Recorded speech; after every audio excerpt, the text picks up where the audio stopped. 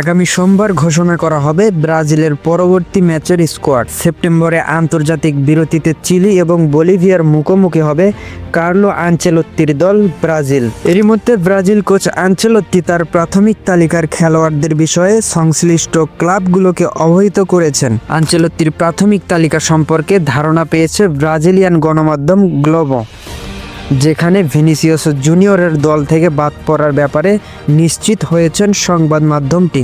বিশ্বকাপ বাছাইয়ে গত জুনে প্যারাগুয়ের বিপক্ষে ম্যাচে দ্বিতীয় হলুদ কার্ড পাওয়ায় চিলির বিপক্ষে পরবর্তী ম্যাচের জন্য নিষিদ্ধ হন ভিনিসিয়াস। সেপ্টেম্বরে যেহেতু বিশ্বকাপ বাছাইয়ে নিজেদের শেষ দুটি ম্যাচ খেলবে ব্রাজিল এবং 2026 বিশ্বকাপের মূল পর্বেও তারা খেলার যোগ্যতা অর্জন করেছে, এ কারণে শুধু বলিভিয়া ম্যাচের জন্য ভিনিসিয়াসকে জাতীয় দলে ডাকতে চান না আনচেলত্তি, যে কারণে রিয়াল মাদ্রিদ তারকাকে বিশ্রামে রাখার সিদ্ধান্ত নিয়েছে ব্রাজিলের এই কোচ।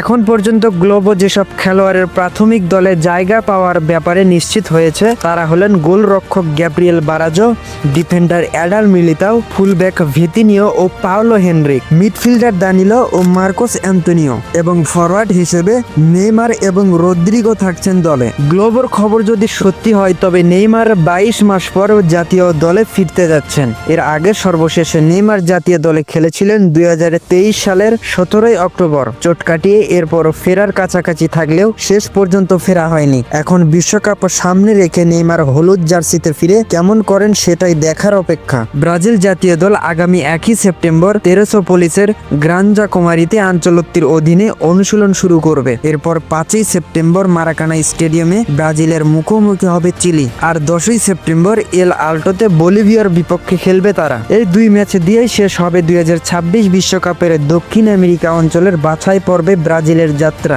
16 ম্যাচে 25 পয়েন্ট নিয়ে আগেই বিশ্বকাপ নিশ্চিত করেছেন ব্রাজিল। এখন বাকি থাকা এই দুই ম্যাচ দিয়ে বিশ্বকাপের মূল লড়াইয়ের প্রস্তুতি শুরু করবে 5 বারের বিশ্ব চ্যাম্পিয়নরা।